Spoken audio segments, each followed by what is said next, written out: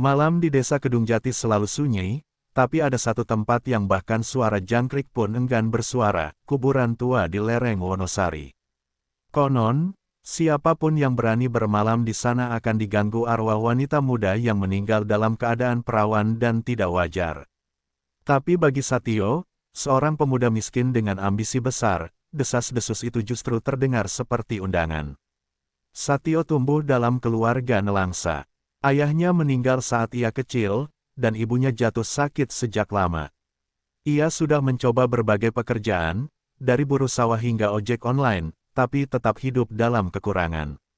Suatu malam, saat ia nongkrong bersama seorang teman lama bernama Dirga, topik pesugihan terangkat.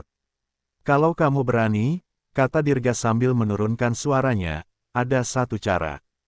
Tapi bukan pesugihan biasa. Ini yang paling kuat, pesugihan perawanin mayat.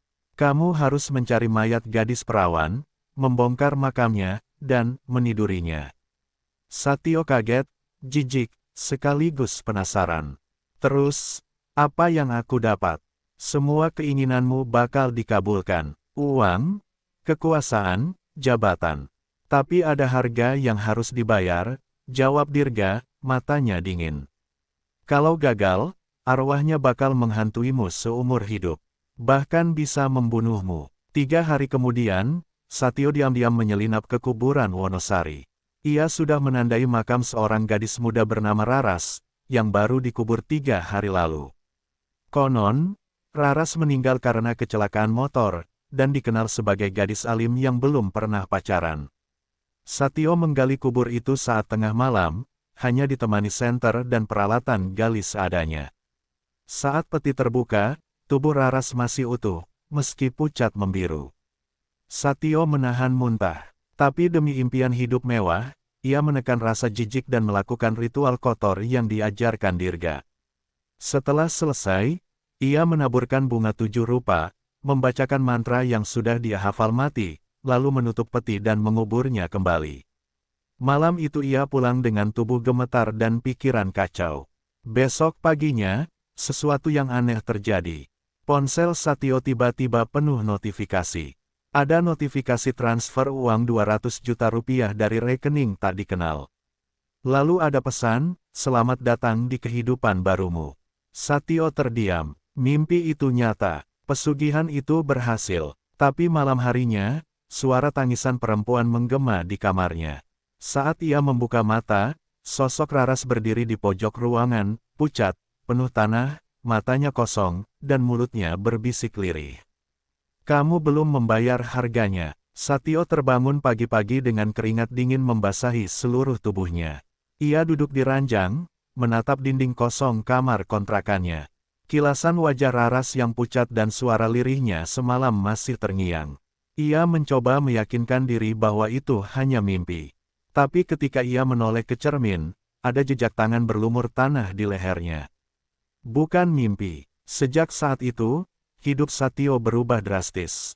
Uang datang bertubi-tubi. Tawaran kerja dari perusahaan besar muncul secara misterius. Ia membeli mobil mewah, pindah ke apartemen elit, bahkan membuka bisnis kecil-kecilan. Semuanya mengalir begitu mudah, tanpa hambatan. Namun, rasa nyaman itu hanya berlangsung 2 minggu. Setiap malam, Raras muncul. Awalnya hanya berupa bayangan, lalu menjadi suara bisikan. Lama-kelamaan, arwahnya duduk di samping tempat tidur Satyo, menatapnya tanpa berkedip. Tubuhnya makin membusuk, namun wajahnya masih menyimpan luka kepolosan. "Kamu ambil milikku. Sekarang kamu milikku." Satyo mulai stres. Ia mencoba mencari Dirga untuk meminta bantuan, tapi pria itu menghilang seperti ditelan bumi. Nomornya tidak aktif, rumah kontrakannya kosong, bahkan tetangga bilang ia sudah lama tidak terlihat. Panik, Satyo mencari dukun. Ia bertemu dengan Mbah Gondo, seorang dukun tua dari lereng Gunung Merapi yang dikenal bisa mengusir makhluk halus. Setelah mendengar cerita Satyo, wajah Mbah Gondo berubah serius.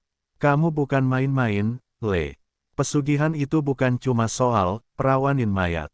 Kamu sudah membangunkan arwah penasaran. Dia bukan jin, bukan iblis. Dia roh suci yang kamu nodai." Sekarang dia terikat denganmu. Apa bisa diputus, Mbah? Tanya Satyo dengan suara gemetar. Bisa, tapi kamu harus mengembalikan apa yang sudah kamu ambil. Dan kamu harus bersedia mengganti dengan sesuatu yang lebih besar. Ganti apa? Nyawa. Malam itu, Satyo makin ketakutan. Di kamarnya, semua lampu padam meski tidak mati listrik. Televisi menyala sendiri, menampilkan wajah Raras di layar, berdarah-darah, menangis. Kamu bohong. Kamu cuma pakai aku. Kamar itu terasa membeku. Tiba-tiba, semua pintu terkunci sendiri.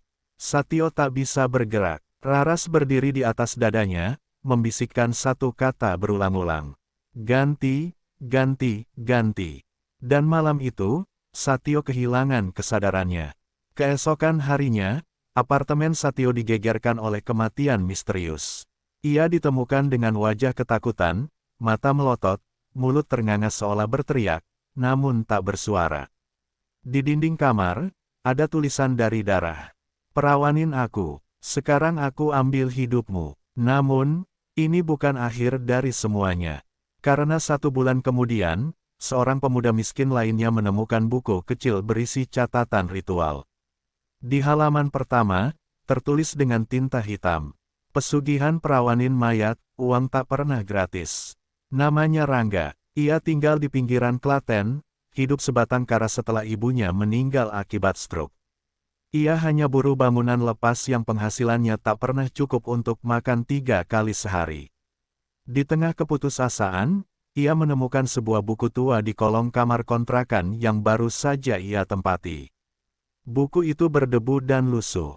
Di sampulnya tertulis dengan tangan gemetar, pesugihan perawanin mayat, uang tak pernah gratis, dan di halaman pertama, tertulis nama Satyo Pradana. Awalnya Rangga menganggap itu sekadar omong kosong. Tapi rasa penasaran, dan rasa lapar, mendorongnya membaca terus. Buku itu berisi catatan langkah demi langkah, lengkap dengan pengalaman mengerikan si pemilik sebelumnya, Satyo. Termasuk syarat utamanya, mencari makam seorang perawan yang baru dikubur, dan melakukan ritual tak senonoh. Namun bagian akhir buku itulah yang membuat bulu kuduk Rangga merinding. Jika kamu membaca ini, maka roh itu telah memburumu. Pilihanmu hanya 2, lanjutkan ritual, atau bersiap mati seperti aku. Beberapa malam setelah membaca buku itu, Rangga mulai mengalami mimpi aneh. Ia melihat gadis berbaju putih berdiri di tengah kuburan basah, wajahnya separuh membusuk, namun masih tampak cantik. Matanya kosong, tapi selalu menatap langsung ke jiwanya. Mimpi itu selalu diakhiri dengan bisikan, kau yang selanjutnya. Karena takut dan tak punya siapa-siapa, Rangga mendatangi makam seorang siswi SMA bernama Ayu yang baru saja meninggal karena kecelakaan sepeda motor. Sama seperti Raras, Ayu dikenal baik dan polos. Malam itu, hujan turun deras. Tapi Rangga sudah memutuskan, lebih baik hidup kaya meski berdosa, daripada mati miskin dalam kesepian. Ia membawa buku itu, menggali, dan mengikuti semua petunjuk persis seperti yang dilakukan Satyo. Saat selesai dan hendak menutup peti, ia melihat sesuatu yang tidak wajar. Mulut mayat Ayu bergerak, tersenyum tipis. Dan ada suara lirih yang keluar tanpa gerakan tubuh. Kamu, lebih buruk dari dia. Rangga lari terbirit-birit, meninggalkan peti yang belum tertutup rapat. Tapi di saku jaketnya, ia menemukan dompet berisi puluhan juta rupiah, dan kartu ATM dengan saldo ratusan juta. Sejak hari itu, hidupnya berubah. Tapi ia tahu, ia telah membuka pintu yang tak akan bisa ia tutup lagi. Di tempat lain, sesosok arwah Raras. Kini tidak sendiri. Ia berdiri di tengah kuburan Wonosari, menggandeng tangan seorang gadis muda lain, Ayu. Wajah mereka kosong, tubuh mereka berlumur tanah dan darah. Mereka hanya menatap bulan, lalu bergandengan sambil berkata, mereka pikir bisa memperkosa kami. Kini kami akan memperkosa mimpi mereka. Kutukan itu kini bukan milik 1 roh, tapi 2. Dan mereka haus lebih dari sekadar darah. Rangga sekarang hidup dalam kemewahan.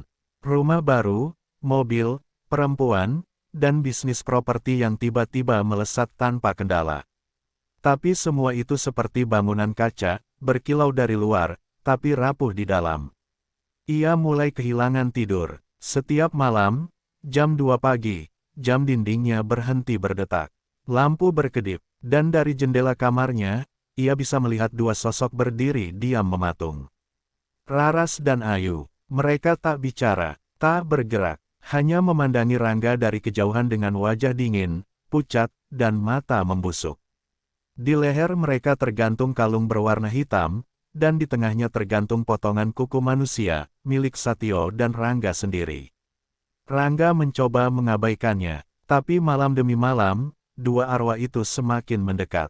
Suatu malam, ketika Rangga membuka lemari bajunya, tubuh Ayu sudah ada di sana, duduk, rambutnya menjuntai ke lantai, dan dari mulutnya keluar suara berat.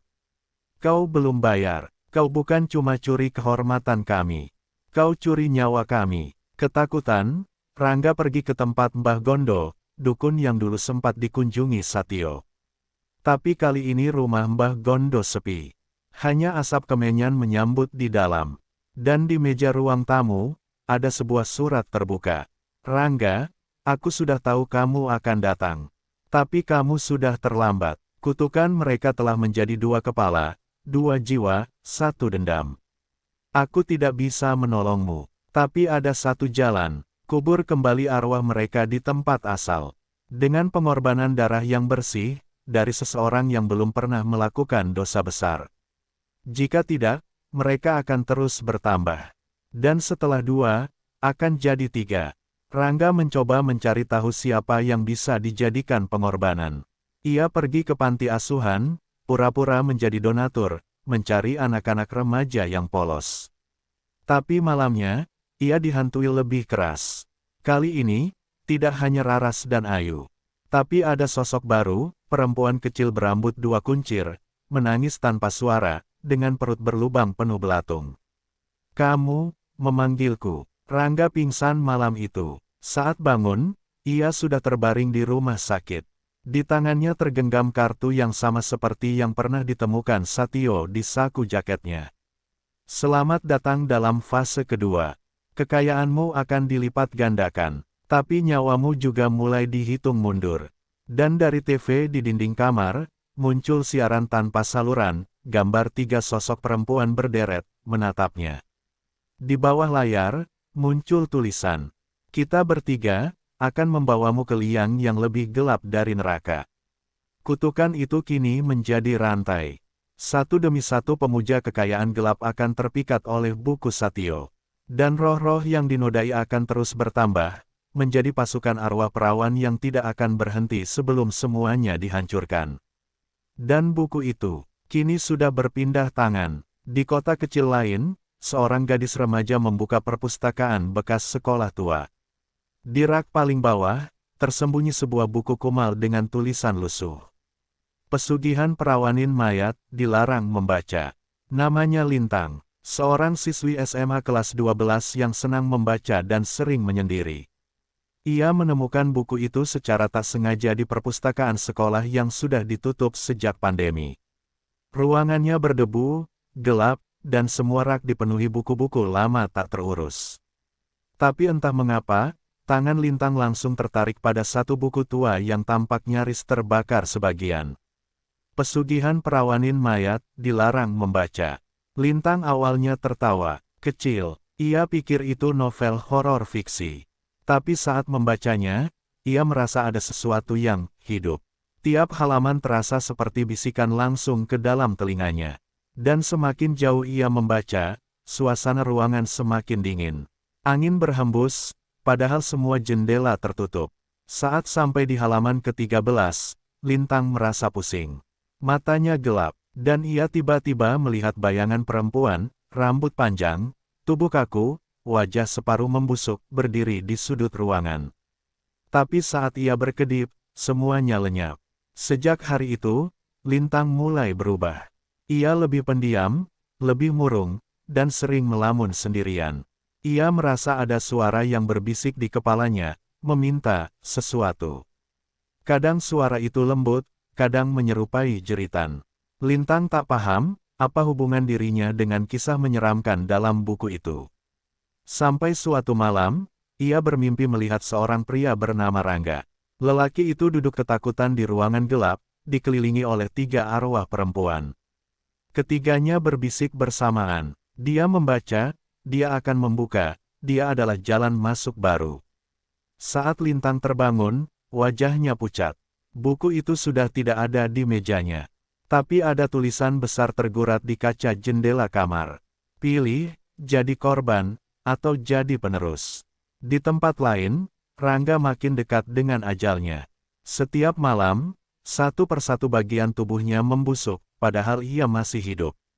Ia melihat jari-jarinya hancur seperti mayat. Lidahnya membengkak, bahkan cermin menolak memantulkan bayangannya. Ia tahu waktunya hampir habis. Tapi sebelum mati, ia sempat menulis catatan terakhir dan menyelipkannya ke dalam buku itu. Jangan teruskan ini. Mereka bukan lagi roh penasaran. Mereka sekarang adalah entitas. Makin banyak yang membaca, makin kuat mereka menjadi. Namun semua itu percuma, karena buku itu kini telah memilih pewaris baru, Lintang. Dan yang belum ia tahu, Lintang punya rahasia kelam. Ayahnya dulu adalah petugas makam yang terlibat dalam pesugihan serupa, dan hilang tanpa jejak. Kutukan ini, bukan sekadar siklus, tapi warisan. Dan Lintang adalah kunci terakhir sebelum dunia mengenal kekuatan penuh dari pesugihan perawanin mayat. Lintang tak bisa tidur. Sejak ia membaca buku itu dan melihat mimpi tentang Rangga, malam-malamnya dipenuhi suara langkah kaki di atap dan tangisan perempuan dari dalam lemari. Ia berusaha membuang buku tersebut ke sungai, tapi esok harinya, buku itu kembali ke kamarnya, basah, namun utuh. Rasa takut mulai berubah menjadi obsesi. Lintang mulai mencari tahu siapa sebenarnya Raras, Ayu, dan arwah ketiga yang tak disebutkan namanya. Ia menemukan berita lama di arsip koran lokal, tentang seorang gadis bernama Larasati, siswi pesantren yang ditemukan tewas tergantung di kamar asrama tahun 2012.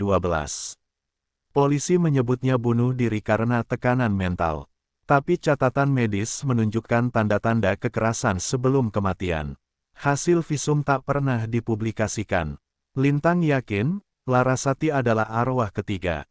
Di malam yang sama, Lintang nekat mendatangi lokasi bekas pesantren itu, sudah terbengkalai dan ditumbuhi semak. Saat ia masuk ke kamar bekas tempat Larasati meninggal, udara berubah dingin. Dindingnya penuh coretan samar, tapi di salah satu sisi, ada tulisan jelas yang membuat darah Lintang membeku. Aku tidak bunuh diri. Mereka bunuh aku setelah menyentuh tubuhku. Mereka bilang itu untuk pesugihan. Mereka kubur aku diam-diam. Jangan biarkan kami diam selamanya.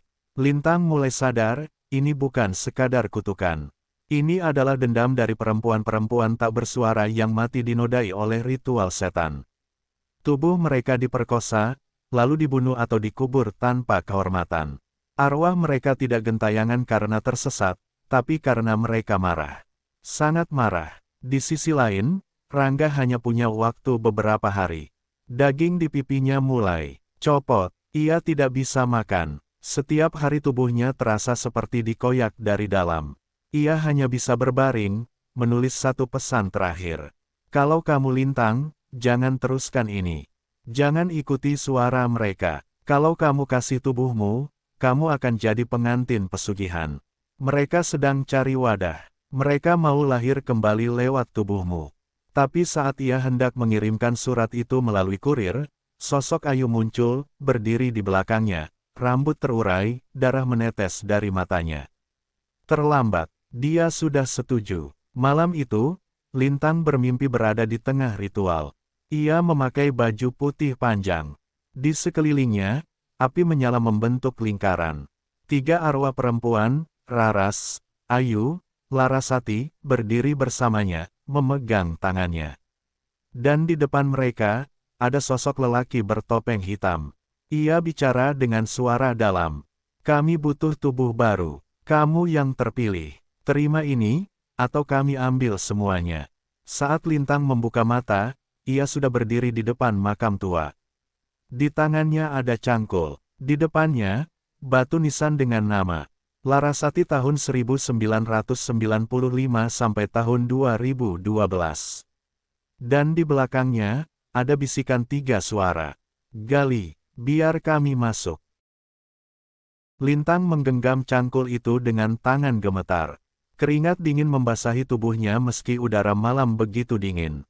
Di depannya, makam Larasati berdiri diam, tak terganggu selama lebih dari 1 dekade. Tapi malam itu, ia akan menggali sesuatu yang seharusnya tetap terkubur. Suara bisikan 3 arwah kembali terdengar. Gali, Lintang, kami sudah memilihmu. Pengantin darah, wadah kehidupan baru. Lintang tak paham sepenuhnya maksud mereka, tapi sesuatu dalam dirinya terasa terkunci. Seperti tubuhnya bukan lagi miliknya sendiri. Ia merasa hanya sebagai penumpang dalam raga sendiri, dan tangannya mulai menggali tanpa bisa ia hentikan. Setiap cangkul menyentuh tanah, tanah terasa lebih lunak, seperti telah digali sebelumnya. Dan saat cangkulnya mengenai peti kayu, suara jeritan lirih terdengar dari dalam bumi. Tidak, Lintang berhenti, tapi tubuhnya tak mau diam. Tangan kirinya membuka peti. Di dalamnya, tubuh Larasati tampak masih utuh, seolah baru dikubur kemarin. Wajahnya tenang, tapi matanya terbuka. Lintang mundur, tapi bayangan hitam muncul di belakangnya, sosok Rangga, tapi bukan lagi manusia. Matanya hampa, mulutnya penuh darah. Ia mengangguk, terima, biarkan mereka masuk, jadi satu denganmu, jadi jembatan kelahiran mereka ke dunia ini. Seketika, langit bergemuruh, awan hitam menutupi bulan, angin berhenti berhembus. Lintang berteriak, tapi tidak ada suara yang keluar dari mulutnya. Dari makam Larasati, kabut hitam melayang, masuk ke dalam dada Lintang. Diikuti 2 kabut lain dari balik pepohonan, Raras dan Ayu. 3 jiwa, 1 tubuh. Lintang menjerit, kali ini bukan karena takut, tapi karena tubuhnya mulai berubah. Bola matanya menghitam, rambutnya jatuh 1 per 1. Dan dari kulitnya mulai muncul tulisan-tulisan tak dikenal, seperti tato kutukan dari zaman kuno. Suara mereka kini jadi satu dalam kepalanya. Terima kasih, pengantin. Kini kami akan hidup kembali. Lewat tubuhmu, kami akan menuntut semua laki-laki bejat. Dan dunia akan tahu rasa takut yang sebenarnya. Beberapa hari kemudian, di desa tempat pesantren Larasati dulu berdiri, terjadi serangkaian kematian aneh. Para lelaki dewasa, terutama yang punya catatan kelam terhadap perempuan, ditemukan mati dengan wajah membusuk dan alat vital hilang. Setiap TKP dipenuhi kelopak mawar merah dan jejak kaki wanita bertelanjang kaki. Media menyebutnya sebagai kutukan pengantin mayat. Dan Lintang, tak ada yang tahu keberadaannya. Tapi sesekali, warga desa melihat seorang perempuan muda berjalan di malam hari dengan pakaian putih dan mata hitam pekat, membawa buku tua di tangannya. Buku itu belum selesai, karena kutukan itu bukan untuk 1 generasi, tapi akan terus hidup, hingga buku itu dibakar dengan darah orang yang pernah menikam kehormatan perempuan suci. Malam di desa Karangjati mendadak tak pernah benar-benar gelap. Awan hitam menggantung, dan kabut selalu turun sebelum tengah malam. Orang-orang mulai takut keluar rumah setelah azan Isya. Bukan karena hantu biasa, tapi karena sosok yang mereka sebut pengantin 3 jiwa. Desas-desus mengatakan bahwa Lintang, yang kini menjadi wadah bagi Raras, Ayu, dan Larasati, sudah tak sepenuhnya manusia. Ia datang tanpa suara, berjalan di jalan setapak berdebu, dan berhenti tepat di depan rumah-rumah laki-laki yang punya masa lalu kelam, pemerkosa, pelaku kekerasan, atau pelaku pesugihan kotor lainnya. Dan setiap paginya, 1 mayat ditemukan. Selalu dengan kondisi yang sama. Mata membusuk, seperti dicongkel dari dalam. Tubuh kaku dalam posisi bersujud. Alat vital hilang. Dinding rumahnya tertulis dengan darah, kami sudah datang. Di Jakarta, seorang jurnalis muda bernama Rendra tertarik dengan kasus-kasus ini. Ia menganggapnya cocok untuk liputan dokumenter supranatural. Tapi saat ia mulai menyelidiki lebih dalam, ia menemukan pola mencurigakan, semua korban adalah mantan pelaku pesugihan, pemuja setan, atau terlibat dalam praktik seksual menyimpang di masa lalu. Dan di semua TKP, ia menemukan satu petunjuk yang membuat darahnya dingin, buku tua, yang sama, pesugihan perawanin mayat.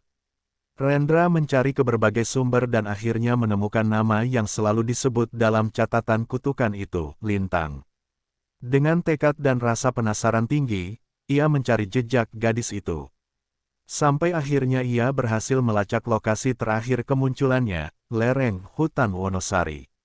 Tapi Rendra tak tahu, ia sedang membuka pintu yang selama ini dijaga oleh kutukan itu sendiri.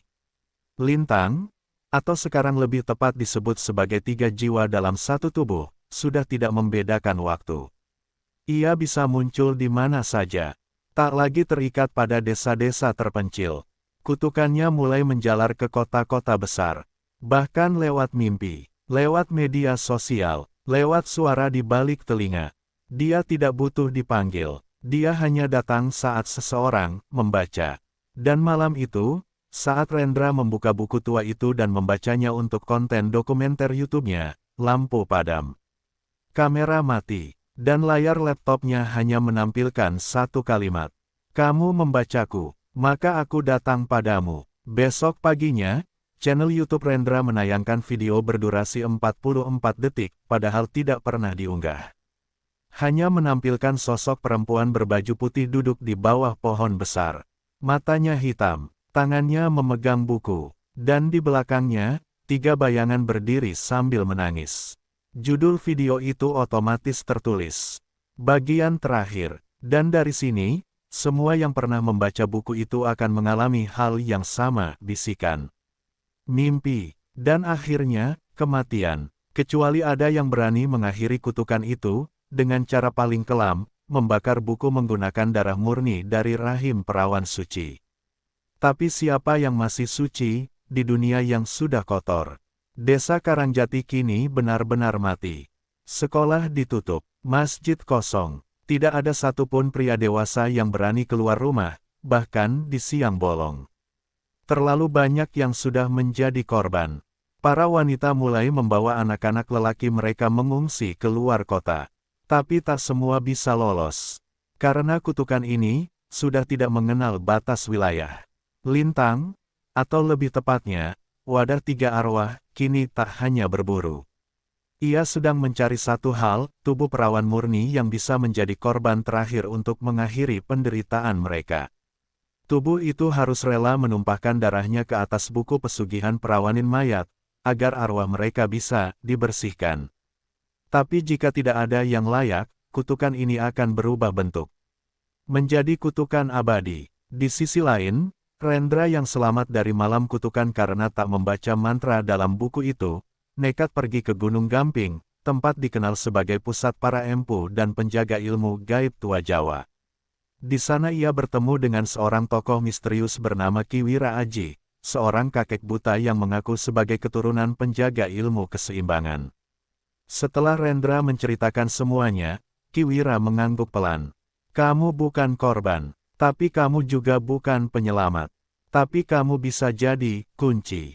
Rendra bingung. Ki Wira melanjutkan, satu-satunya cara membakar buku itu adalah dengan darah rahim perawan suci. Tapi bukan dari tubuh perempuan. Melainkan dari bayi perempuan yang lahir saat gerhana bulan penuh, dan tidak pernah disentuh dunia. Dan, bayi itu, adalah keponakanmu sendiri. Rendra terdiam. Ia ingat adik perempuannya baru saja melahirkan seorang bayi perempuan, tanpa suami, dari hasil hubungan yang penuh air mata.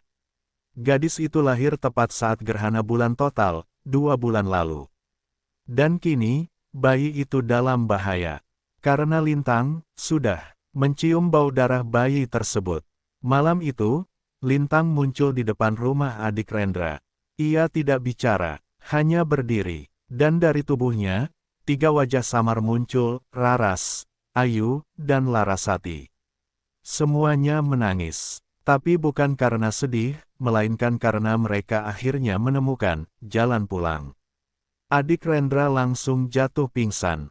Bayi itu mulai menangis keras, dan buku pesugihan perawanin mayat terbakar perlahan dari dalam lemari. Rendra datang dengan pisau pusaka pemberian Ki Wira Aji, bila kecil dari tulang kerbau putih, hanya bisa digunakan sekali untuk memotong kutukan. Dan saat Lintang melangkah masuk ke rumah, waktu berhenti. Jam tak bergerak, lampu padam. Bayi itu menangis makin keras, lalu diam. Lintang berbisik, satu tetes darah, dan semuanya selesai. Tapi Rendra berdiri di depan bayi itu, pisau di tangan, dan berteriak. Kalau kalian ingin damai, aku yang akan potong perjanjian ini. Apa yang terjadi selanjutnya? Dunia menjadi gelap sejenak. Jeritan menggema di langit, lantai rumah pecah. Dan saat cahaya kembali, Lintang terbaring tak bernyawa. Tubuhnya membusuk cepat, dan 3 arwah muncul dari dadanya, menangis, lalu menghilang ke langit, membawa cahaya biru yang membuat semua orang yang melihatnya menangis tanpa tahu kenapa. Buku itu hancur, tapi 1 lembar tersisa. Tertulis tangan Lintang sendiri. Kutukan ini bisa berhenti, tapi akan selalu menunggu pembaca baru. Jangan percaya kalau sudah berakhir. Dan dari lembar itu, darah masih menetes.